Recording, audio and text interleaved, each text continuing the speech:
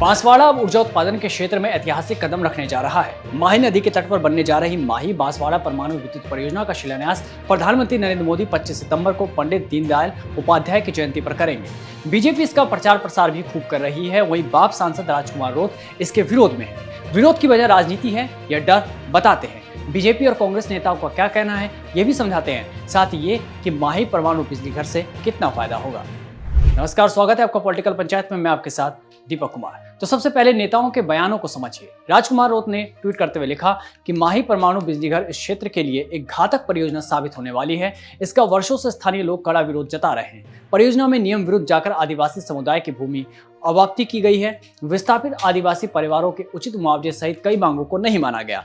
आदिवासी सहित विभिन्न समुदायों के कड़े विरोध के बाद भी प्रधानमंत्री मोदी आप इस परियोजना का शिलान्यास कार्यक्रम करके इस क्षेत्र के साथ घोर अन्याय कर रहे हैं।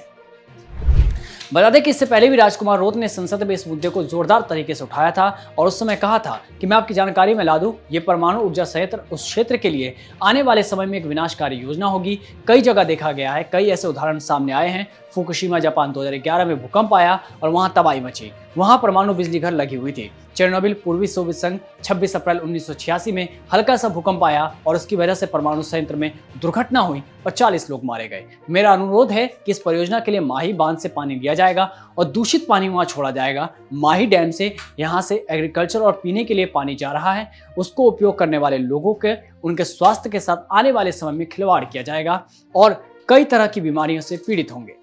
अब राजकुमार रोत का डर जायज है, क्योंकि अगर आप इतिहास में देखें तो सबसे पहली घटना 29 सितंबर 1957 को मयाक सोवियत संघ में हुई, जिसे किश्तीव आपदा के नाम से जाना गया। इस घटना में तकरीबन 200 लोगों की मौत कैंसर से हुई। 10 अक्टूबर 1957 की विंड स्केल आग यूनाइटेड किंगडम के इतिहास की सबसे भीषण परमाणु दुर्घटना थी और दुनिया की सबसे भीषण दुर्घटनाओं में से एक थी। इस घटना के कारण 240 लोगों की कैंसर से मौत हुई। जनवरी 3, 1961 में इडाहो फॉल्स, यूनाइटेड स्टेट्स। अक्टूबर 5, 1986 में Frenchtown, Carter Township, Michigan, United States. जनवरी 21, 1970 में ल्यूसेंस रिएक्टर, वाउट, स्विट्जरलैंड। इस तरह की कई घटनाओं के बाद चेरनोबिल की घटना, जिसका जिक्र रोत ने किया, अप्रैल 26, 1986 में हुई, जहां 2008 तक 28 प्रत्यक्ष मौतें हुई, 15 बच्चे थायराइड कैंसर के कारण और अनुमानित 4000 संभावित कैंसर से मौतें हुई।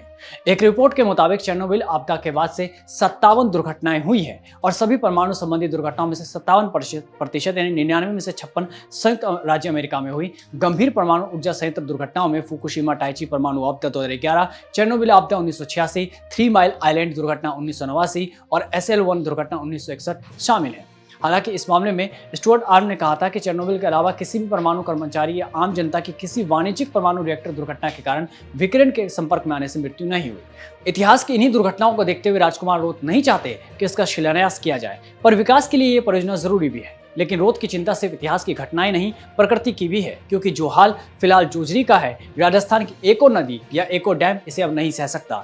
जोजरी नदी में आ रहे केमिकल युक्त पानी से जोधपुर से लेकर बालोतरा जिले के करीब 50 से ज्यादा गांव ढाणियों के लोग, उनके खेत और मवेशियों को प्रभावित कर रहा है। केमिकल युक्त पानी से रोहिड़ा, खेजड़ी जैसे सैकड़ों पेड़ सूख चुके हैं, खेत पे सफेद परत जम चुकी है और जमीन बंजर हो रही है और समाधान अभी तक किसी के पास भी नहीं है।